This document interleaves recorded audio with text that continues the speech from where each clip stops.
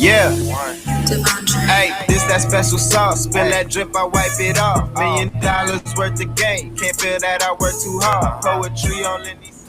What's good? What's good? What's good? It's your boy Dope Boy Diesel. We back in the motherfucking Doja room. Go ahead and get in here. Get in here. Get in here. Just hopping in here for some breaking news because we do cover politics here in the Doja room from time to time. If you are reading the headlines and you are just hopping on the internet, I mean, I was told this news in the middle of work by an 80-year-old woman. That's how crazy this shit is right now. I found out through an 80-year-old. Okay, I found out this shit through an 80-year-old, and I brushed it off at first until one of the homies confirmed this shit with me. But indeed, if you're reading the title, Charlie Kirk is indeed passed away, shot and killed in the middle of a debate, basically a public execution. I'm gonna go ahead and switch to this press conference that we're seeing here, and we're gonna get some live. Then we'll hear from the FBI Special Agent in Charge, Robert Bowles. We'll then hear from Utah Valley University Vice President Val Peterson, who's been in touch with President Jimenez. And then we'll hear from Governor Cox.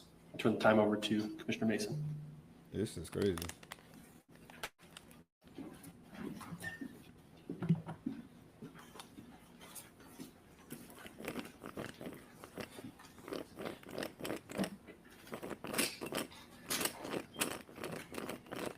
Hello, everyone. I'm Bo Mason, Commissioner for the Utah Department of Public Safety. Let's see what's Today at approximately 12:20 Mountain Standard Time, political influencer Charlie Kirk was shot in an event at the Utah Valley University. He was taken by private vehicle to Timpanogos Hospital, where he later passed. The Utah Department of Public Safety will be co-leading this criminal investigation to find this killer, along with the Federal Bureau of Investigation.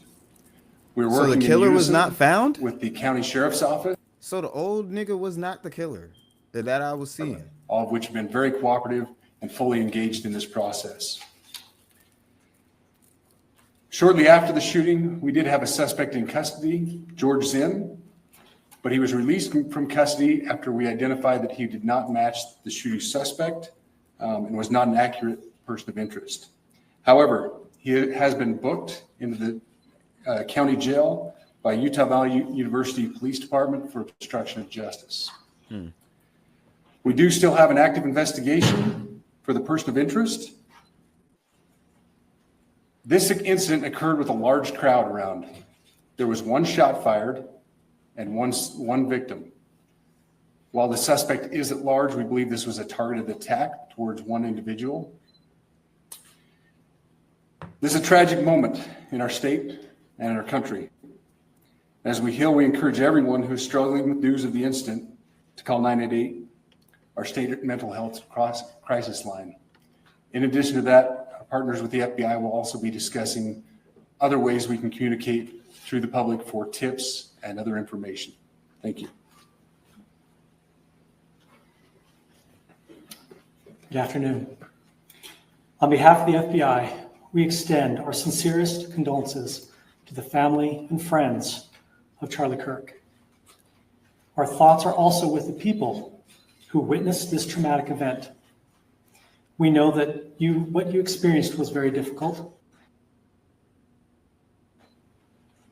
As soon as we heard about the shooting, special agents and personnel from the Salt Lake field office responded immediately.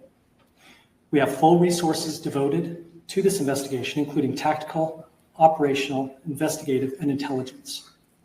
To be clear, the FBI will fully support and co-lead this investigation alongside with our partners.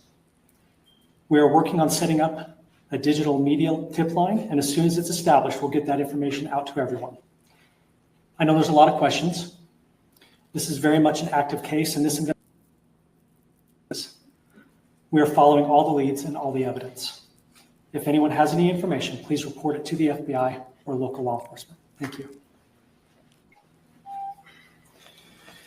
On behalf of President Tumenez, who we've been communicating with, and she's on her way back right now, I say that on behalf of Utah Valley University, we are shocked and saddened by the tragic passing of Charlie Kirk. We express our sincere condolences to the Kirk family. We grieve with our students, faculty, and staff who bore witness to this unspeakable tragedy. He was invited by the student group Turning Point USA to speak on our campus.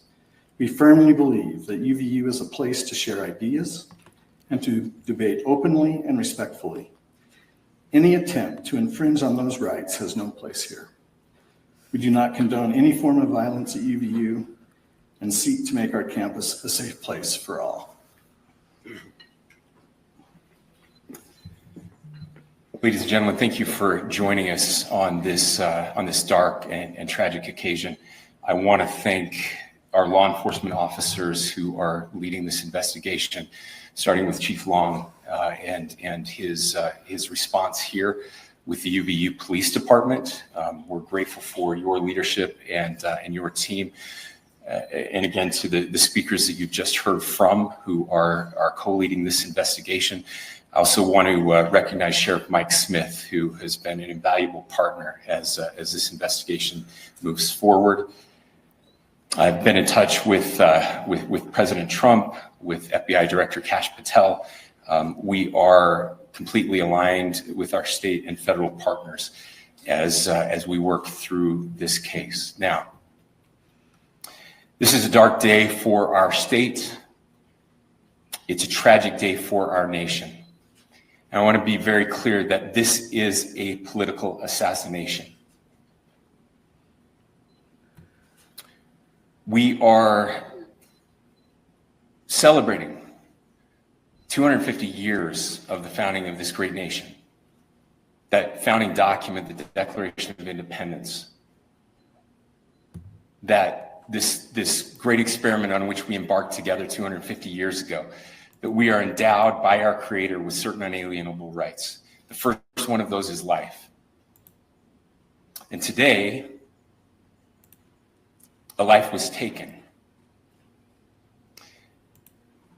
Charlie Kirk was first and foremost a husband and a dad to two young children.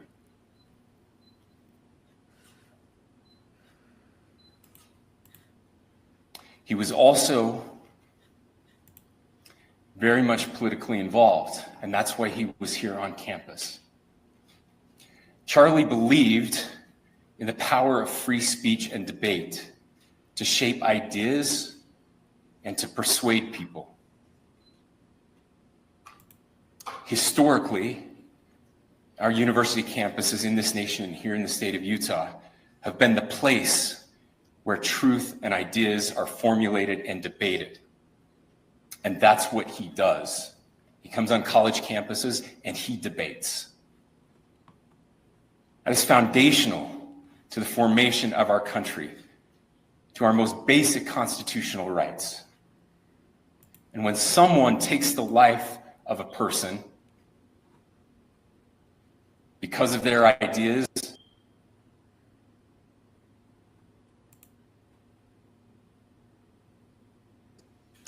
now, we have a person of interest in custody. The investigation is ongoing. But I want to make it crystal clear right now, to whoever did this, we will find you. We will try you. And we will hold you accountable to the furthest extent of the law. And I just want to remind people that we still have the death penalty here in the state of Utah. He ain't playing.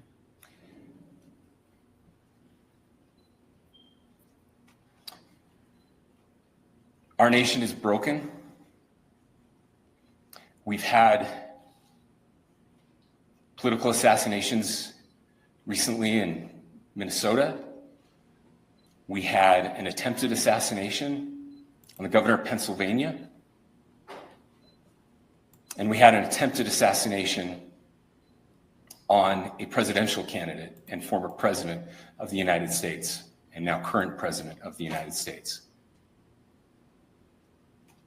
Nothing I say can unite us as a country. Nothing I can say right now can fix what is broken. Nothing I can say can bring back Charlie Kirk. Our hearts are broken. We mourn with his wife, his children, his family, his friends. We mourn as a nation. If anyone in the sound of my voice celebrated even a little bit at the news of this shooting, I would beg you to look in the mirror and to see if you can find a better angel in there somewhere. I don't care what his politics are. I care that he was an American. We desperately need our country. We desperately need leaders in our country. But more than the leaders, we just need every single person in this country to think about where we are and where we want to be. To ask ourselves, is this it? Is this what 250 years has wrought on us? I pray that that's not the case. I pray that those who hated what Charlie Cook stood for will put down their social media and their pens and pray for his family, and that all of us will try to find a way to stop hating our fellow Americans. With that, we're happy to take a few questions. The FBI director is posting that a suspect is in custody. I would just like clarification. Do you or do you not have a suspected shooter in custody? We have a person of interest in custody that is being interviewed right now. That is not George Zinn. That is not George Zinn. That is correct. Are you still searching or looking for another shooter or anybody else? I'm guessing George. Yes, we are actively looking for anyone and everyone who has any possible information relating to the shooting. Can you tell us details? It must be the older man that they found and arrested on the scene. He was wearing a blue shirt, older guy. But apparently that's not the suspect. Individual involved in the shooting. And I don't think that At this point, there is no. If you guys have been looking around, there's been people who reportedly recorded, and some people you do see the recording of a man laying on the roof, running across the roof. That old man wasn't running across that damn roof like that.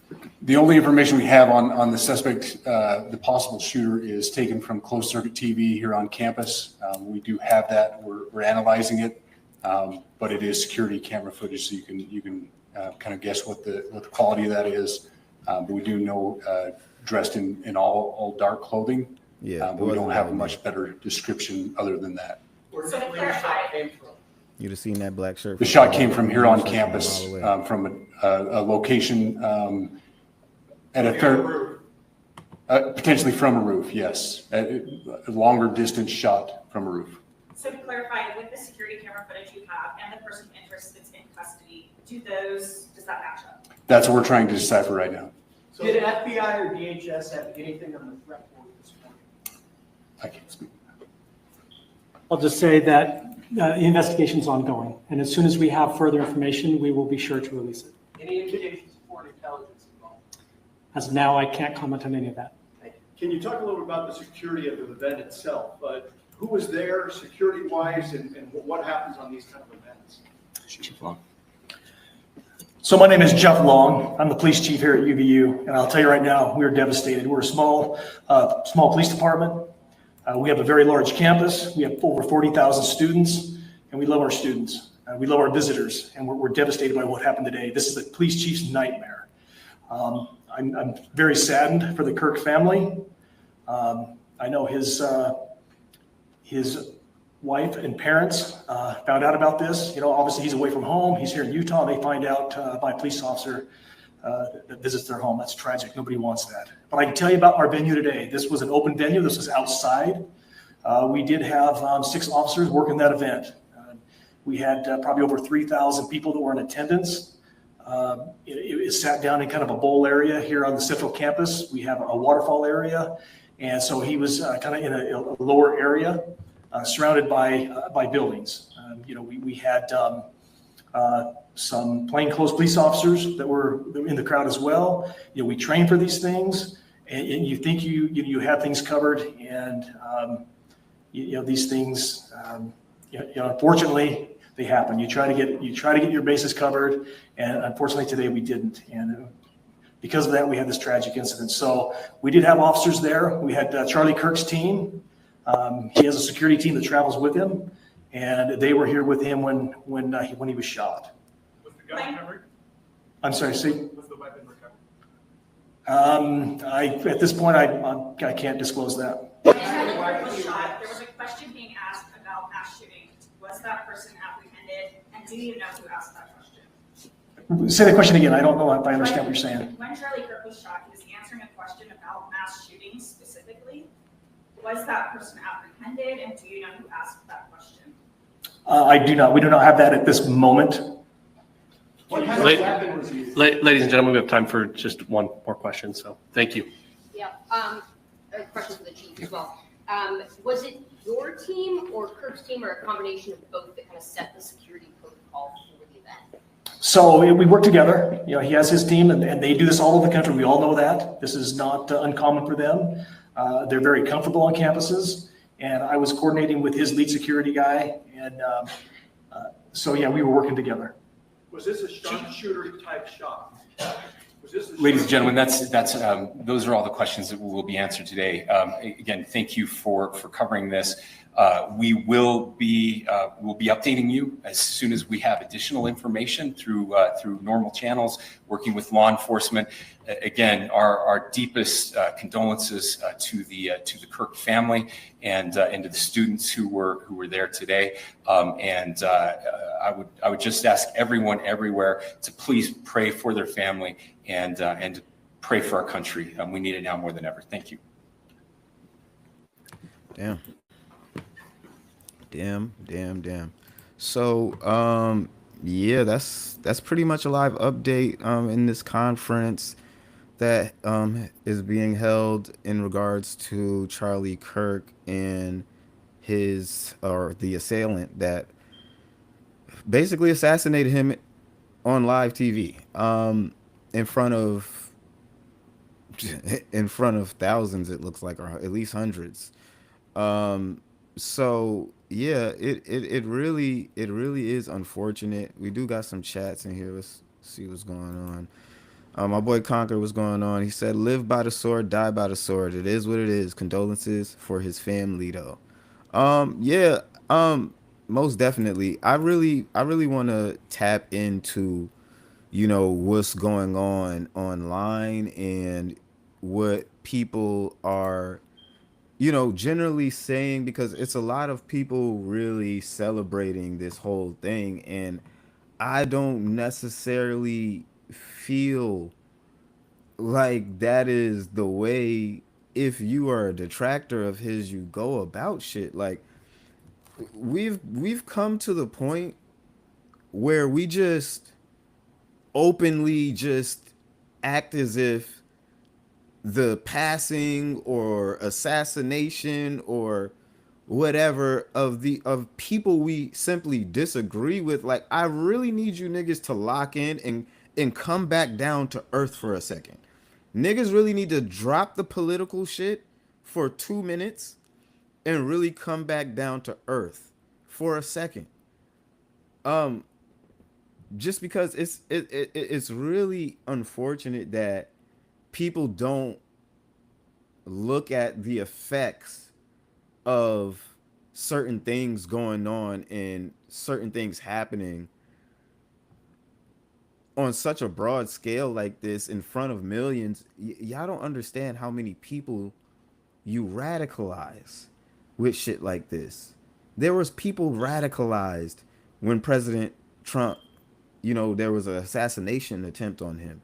There's going to be more people radicalized when it comes down to this man's passing.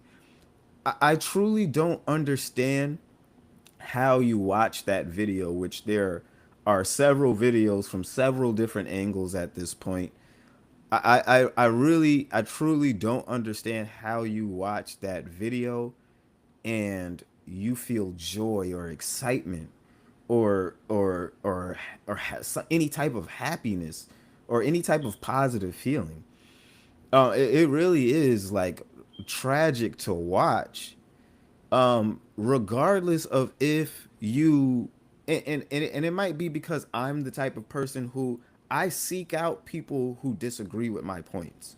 I seek out content and people who, feel like I'm wrong, because I want to see the perspective. I want to see who can poke a hole in my beliefs and if they are valid. And that's how you strengthen your arguments. That's how you strengthen your knowledge.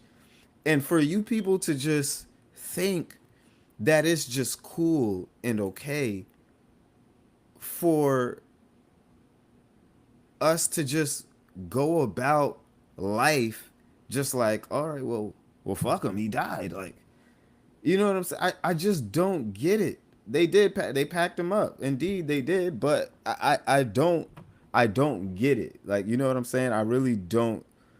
I don't feel how y'all get these feelings of joy and like laughter and all the time. I don't watch that video and feel that. I don't give a fuck who I'm not fucking with like that. It's weird. That's really weird to me. I put out a tweet because this guy tweeted, and I was just going through, like I said, I was in the middle of work. I found out from an 80-year-old woman that, who was distraught that this had happened. And I'm like, what? Like, like the fuck? So I go online, I start seeing stuff, and you see that there's a whole celebration. Dude said he spent his whole life talking about black on black crime just to die to an old white man. Damn. LMAO. Then I said, I get y'all hate this nigga. I don't care for him either. I don't really care for him. I don't watch him. I don't feed into the shit that he says. I ignore it. Even with my boy Myron, Fresh and Fit, I used to watch their content. It was very entertaining. I felt like he was a little bit radical at times, but I was like, all right, he doing God's work. In the height of the entire red pill movement and shit like that, but he went far left for me. Well, not really left, but right. But he went off the scale for me, and I just stopped watching niggas. It's just, I don't want to see him get clapped in the middle of Miami Beach or in the middle of South Beach just because I don't like how he speaks on black people or black women. I don't get where y'all niggas get this shit from. So I said, I said, I don't care for him either. But when did cheering on death become a normal thing in y'all lives? Like, you niggas are literally sick. That video just made my heart hurt. Like, the nigga got kids. The nigga got a wife. I don't know that. I don't really care. Like I said, it's time for, this is just one of those points where niggas have to say fuck the politics for 1 minute, for at least a day. The nigga is not even in a grave yet. He ain't even in a grave yet, my nigga. Like, when do we, I don't know. Maybe I'm tripping. Maybe I'm tripping. And y'all know how I get down. Y'all know how I give it up. Y'all know how I give it up on a daily. I let it go on niggas. I talk about everybody, everything. I pack niggas up on a daily. I don't hold anything back when it comes down to beefing with niggas and words and shit like that. But it becomes something completely different when it's like, this isn't beef. This isn't any type of anything. Like, the homie is just going around speaking, just talking. The response doesn't, it doesn't equal up to y'all problems that y'all have with this guy. It really doesn't, if you ask me. So that's why, I let that ride, and a lot of people started, commenting in. Dude said cheering for death of a horrible person is relatively normal, actually. Signals the start of a healing process in the nation.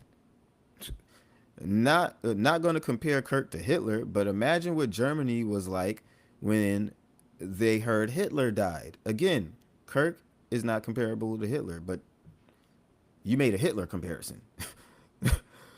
Kirk is not comparable to Hitler, but you made a Hitler comparison, my nigga. Like, what are you talking about? Like, these niggas is deranged. He said, you expect a dude with a Stan account and a fanboying other males who don't know he exists to have a normal take? This guy's a fucking loser.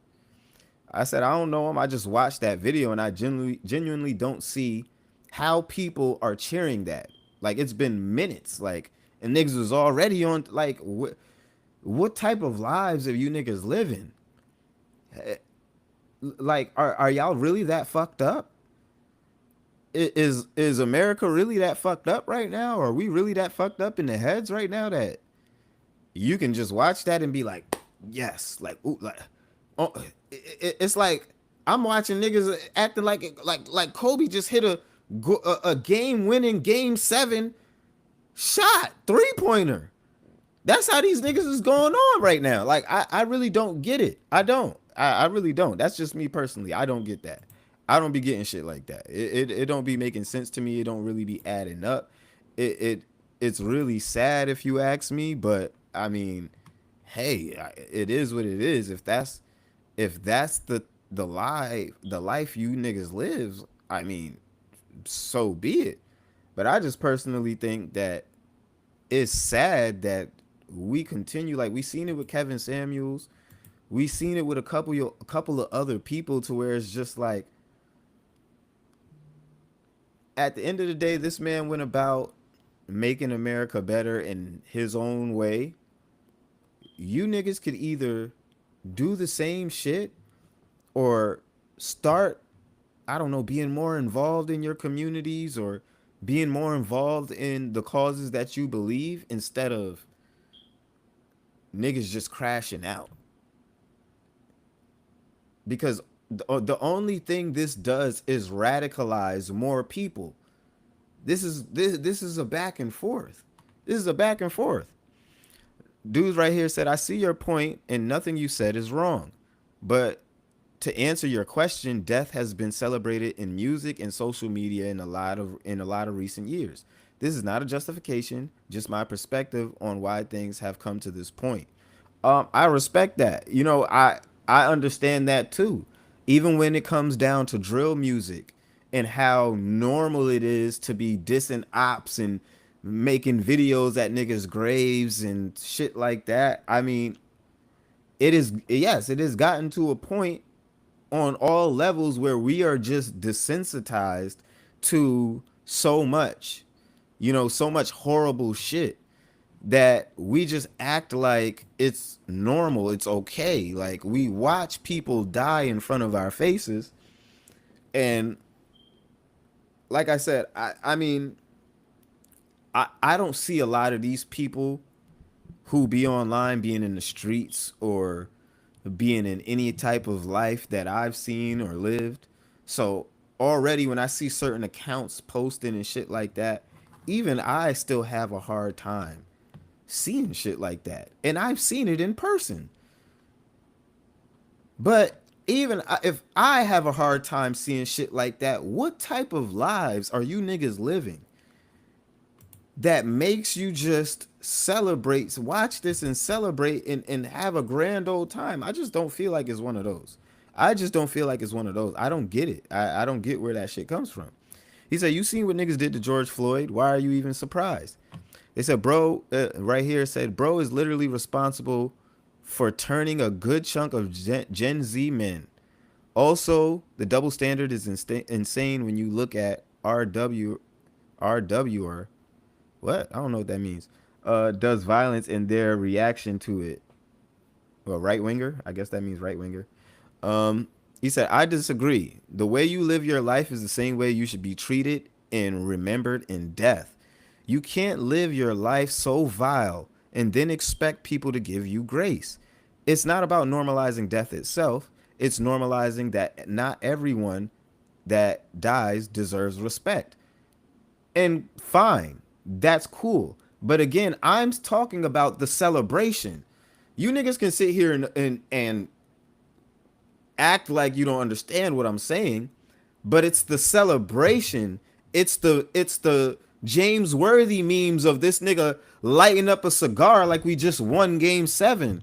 Like at the end of the day, even if we just lock in and talk to just black people, what do you think? What do you think this does for the people who already hate us? What do you think this does for the people who already believe the shit that he believes? What do you think this does to them? What do you think this shit do you think this shit changes their mind? Do you think this shit makes them be like, oh shit, these niggas on the left are real. We gotta stop playing with these niggas. No, these niggas are not scared of you niggas. If anything, most of them got a better shot than you niggas. But it's just, it doesn't, like, how do you guys think of the future? How do you guys think things will pan out? I don't think that people think this shit through when y'all are saying this. Y'all don't think ahead. Y'all are not premeditated with your thought process. Because there's no way you sit here and say, oh, this is the way you should be treated in death. My nigga, just don't say nothing. Just say nothing. If you hated the nigga, cool. Hey, you have every right to. I didn't necessarily like the nigga. I just didn't. I mean, I didn't hate him, but I didn't care for him. I never watched his content enough or gave him enough energy or light to feel like, oh, I fucking hate this nigga. He's a fucking dumb. Like, you know what I'm saying? So I don't know. I get it. There's a lot of people online with the black statistics and they're pulling up these charts and oh my, I get it. But he never even came off as one of the most racist individuals to me, or if that's what y'all want to call him. I don't necessarily feel like, all right, this guy is racist. He's just one of these people who really are locked into, okay, no, this is what the numbers say, this is what it is, and hey, if that's what you want to go by, cool. You got every right to say what you're saying. It's a free country. You got free speech, and it is what it is. But it doesn't necessarily seem like we have free speech, and we're not going to have free speech if shit like this continues. If we let you guys have the world how you want it, and we just get to turn this shit back into the wild, wild west and start killing every fucking body we disagree with because of their fucking words, what kind of country do you think we are going to be living in? What kind of country do you think your daughter will be walking down the street in? When a nigga tells her, when she tells a nigga no, when she disagrees with a nigga ruling over her life or being controlling, quote unquote. We have views, but that doesn't necessarily mean our children will carry on those same views. So what happens when your child is not living in the same world that you design? That you said it's okay for niggas to get killed and us celebrate it. It's just a celebration. We throw a block party. We throw something on the grill. It's literally ludicrous. Like it's literally crazy if you ask me. Like I really feel like y'all got to get a grip. Y'all really got to get a grip. I don't think it's that deep. I don't think it's that deep. We got more comments coming in. They say it's been normalized. Charlie Kirk tried to normalize death because it was our God-given right to have guns. That gun deaths were worth it. He supported the genocide of Palestine, just as many politicians do. Hey, and I don't necessarily agree with the genocide of Palestine. I don't necessarily agree with, people dying is just, or, gun violence or whatever is just a, it's okay. It's worth it if we have to have mass murderers and all of these crazy people on the loose. with guns, I mean, obviously it's not worth it. But I still believe in the Second Amendment and people have the rights to bear arms and do what they want to do with those arms. That's just the country that we've built. We are too far into what we've built, into these beliefs, to try to take them away. So we might as well just let that ship sail and try to, you know, help that situation and help the people, and more closely monitor the people who are getting guns, I guess. But even still, none of this justifies, you know, people just getting murdered. Now, unless you guys can show me him doing some crazy act other than going around from school to school and speaking his opinion that garners this, I can't agree with you. I can't. We're just not going to be on the same page. We're just not going to be on the same page. I just can't agree with that. I think that if this is how we handle,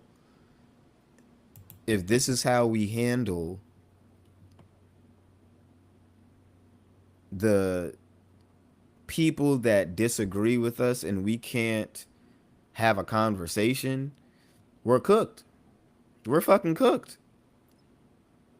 Like, if this is going to happen every time somebody takes a hard stance on something, that somebody comes out and says, hey, these are my beliefs, this is what I think, you can agree with it or disagree with it, that's up to you, but these are my beliefs. If we got to kill every person who disagrees with us, and I'm not going to lie, I see a lot of people now, I don't, and this is what you guys got to realize when I say you're radicalizing people, because there's a lot of people online who are saying, oh, see, this is the left. This is how the left acts. This is how violent the left is. And I'm not gonna lie, I do think people on the left and obviously the far left are far, far more violent on a scale when you compare it to people on the right. These people are very violent. They are very, and just from what I've seen we're talking about the same people who cheer on people dying, getting stabbed in jail. These are the same people. The same people who cheer on people getting stabbed in jail. The same people who cheer on people like Kevin Samuels passing away. These are all the same people. These are very violent, vile, and, you know, a very just unhinged group of people who, like I said, you having a opposite viewpoint on anything just about it sets them off. These people are ready for blood. It's really crazy that, you know, we have to live in a landscape like this and operate in a landscape like this, and now people who have certain viewpoints have to double think whether they gotta die on this shit, whether they're willing to die for this shit. And don't get me wrong, I think Charlie Kirk was 100% willing to die behind what he believed. And at the end of the day, when it's all said and done, I think the young man will look back on his life and say he's proud of what he died for. And that's cool. You have every right. But the thing is, we all have platforms or can make platforms and can do certain things.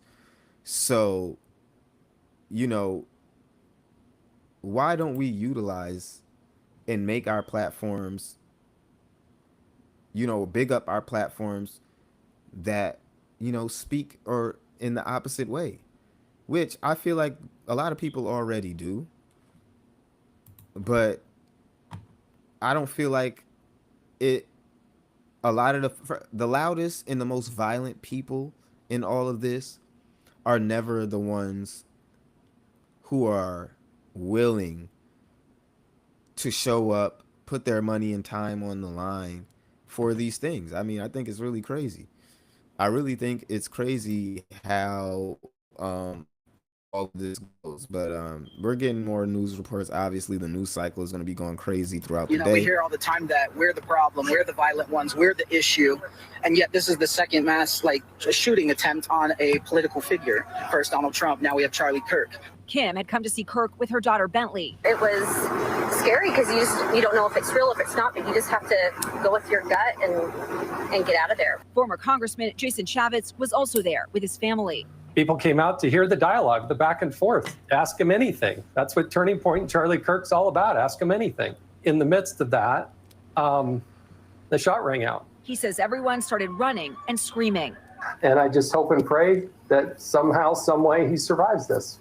But just before 5 this afternoon, President Trump posting the tragic news. The great and even legendary Charlie Kirk is dead. No one understood or had the heart of the youth in the United States of America better than Charlie. He was loved and admired by all, especially me, and now he is no longer with us. Melania and my sympathies go out to his beautiful wife, Erica, and family. Charlie, we love you. In the House, a moment of silence. I'm just going to state the obvious here. This is detestable, what's happened. Political violence has become all too common in American society, and this is not who we are. Political violence must be called out, and it has to stop. The university says the gunman fired from a building 200 yards away. So many witnesses saying they saw no security at the event before the assassination. There's no checkpoints, nothing to get in here. And I think this, shit like this stems because if you remember the attempt on President Trump's life, just think about how so many of the left leaders were unwilling to outright condemn this shit, who act like they were almost disappointed that the man didn't just aim a little bit to the right, just a little bit to the right. Like, this also stems from a lack of condemnation. I really think it does, because there's no way you people continue to act like this. I mean, when President Trump got shot, they was acting like, oh, it's no big deal. He all right. He's still alive, right? Well, fuck it. Let's keep this shit pushing. They didn't give two fucks. They did not give two fucks. And you can chalk it up to the election cycle and them not wanting to give too much, aura to the president. But that lack of condemnation, I feel like, also plays a part in this. Kirk had built a following of millions of online supporters, energizing young people, helping President Trump's reelection. And I want to express my tremendous gratitude to Charlie Kirk. Charlie Kirk helped fund the conservative organization Turning Point USA in 2012, within years turning it into a major political force, raising hundreds of millions of dollars. His support of President Trump goes all the way back to Mr. Trump's campaign in 2016. It's like, what do y'all think y'all are doing with those hundreds of millions of dollars? Y'all are turning that shit into trillions. Doing shit like this, you're turning it into trillions. You are digging the hole deeper. If you think that he's the problem, I guess. If you see him as the problem, you're just digging yourself deeper. And you create riffles in the timeline. If I may make a multiverse comparison. But you are making these ripples in the timeline that take us to a place where these people are more radicalized, they're more trigger happy, they're more scared for their lives, and in turn, willing to take yours so that they can make it back home to their families. Y'all niggas gotta stop. to Charlie Kirk, and I do want to go to NBC senior White House correspondent Gabe Gutierrez, who has been following this from the White House. Gabe, I know you have been talking to officials there. The person I spoke with, you could just hear the devastation and the shock, quite frankly, in this person's voice. What have people there been telling you tonight, Gabe? Yeah, certainly, Kristen. I went back to the communications offices here at the White House a short time after the news broke of this shooting, and information was still trickling in, and you can see in the faces of senior White House officials that they were absolutely devastated by this, trying to find out as much of they could, but certainly there's a profound sense of loss, of devastation here at the White House. And it was highly unusual, Kristen, for the President of the United States to announce the death in such a high-profile shooting such as this. But that's what President Trump did several hours ago, calling Charlie Kirk legendary. And it's no surprise that he calls him legendary, because the two were actually very close. Multiple members of the Trump family, including Donald Trump Jr., very close to Charlie Kirk at such a young age. And he was such a part of the MAGA movement, basically, getting so many young voters to come out and vote for President Trump in his bid for a second term. Now, we've been getting reaction from across the political spectrum, Kristen, both Republicans and Democrats. We've heard from several presidents, Obama, Biden, and just now we're getting a statement from President George W. Bush, all expressing their condolences, saying that this type of that political violence has no place in American society. California Governor Gavin Newsom calling this disgusting, former President Obama calling it despicable. And here at the White House, just a short time ago, flags are now at half staff here in mourning. But again, Kristen, if you've been speaking with White House officials, it's a very somber scene, very sense of dread and mourning here at the White House just several hours after the shooting unfolded, Kristen. And Gabe, at this hour, do we know if there are any events scheduled to pay tribute to Charlie Kirk? We know that the vice president was incredibly close with him as well. What are you hearing about that? Well, there's still a lot of questions about scheduling tomorrow. The president, of course, was expected to head to New York. He was supposed to head to a ceremony here at the Pentagon first on the anniversary of 9/11, and then head to New York and attend the Yankees game later on in the day. Still no word from the White House if that schedule will go on as planned. But again, with him being so close to Charlie Kirk and the White House officials being so close to him, it's still unclear how they will pay tribute to him, or whether we might hear from the president, perhaps on social media, once again later on tonight. But flags are at half staff once again, Kristen. All right, Gabe Gutierrez, thank you so much for your reporting from the White House. We really appreciate it. I am joined now by two people who were at that event today. They witnessed. There's hella people that were there, and obviously they're going to be giving all of their accounts on what happened. And we seen it. If you on X, if you on Twitter, we seen it. The great privilege of speaking to both of you earlier today. My condolences for this horrific loss and the fact that you were there. How are you both holding up? Haley, why don't you start?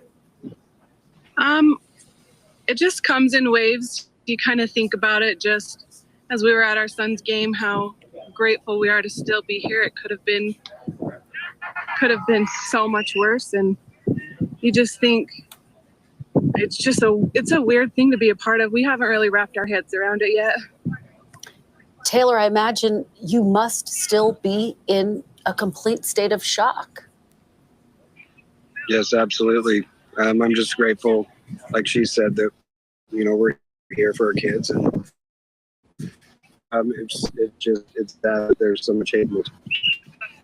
It's just unbearable. You're absolutely right. Taylor, if you can, I know this is so hard, but walk us through what you saw and what you heard in the moment that bullet rang out.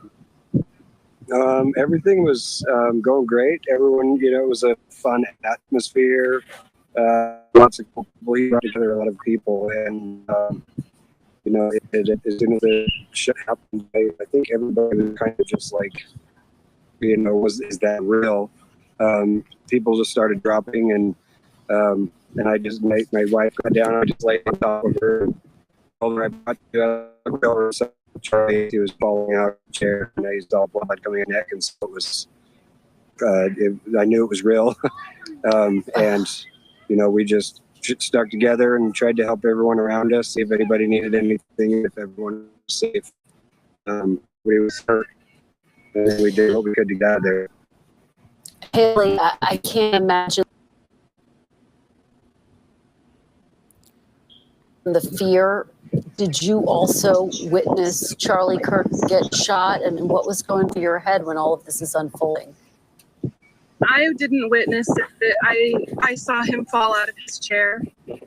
I was laying on the ground already along with most people. I just still don't even, I just keep seeing glimpses of what happened in people's faces, and the hardest part is just so many teens laying on the ground, so many mothers with their children. In that moment, you don't know on the ground or run, and everyone around us was screaming and crying, and I just kept saying to people, if we can find the shooter, we'll know which way to run. But people were just stepping on us and falling on us, and it's something I've never experienced, so I would never wish on it. Which one of those kids was the hard part, and I just keep seeing their faces, and the mom with her kids. You wish you could do more, and you don't know if you're on his right thing or something. Haley, you've touched on something so important, both the confusion that happens when there is a mass shooting, but also the fact that so many of the people there were young. And that was what Charlie Kirk was about speaking to young people, about getting them engaged in political discourse. Haley, your mom, how does that impact you? It's hard. My son is going to a conference tonight. I'm scared. Just being here with us right now, I just smile the whole time. These kids are they're smiling at each other.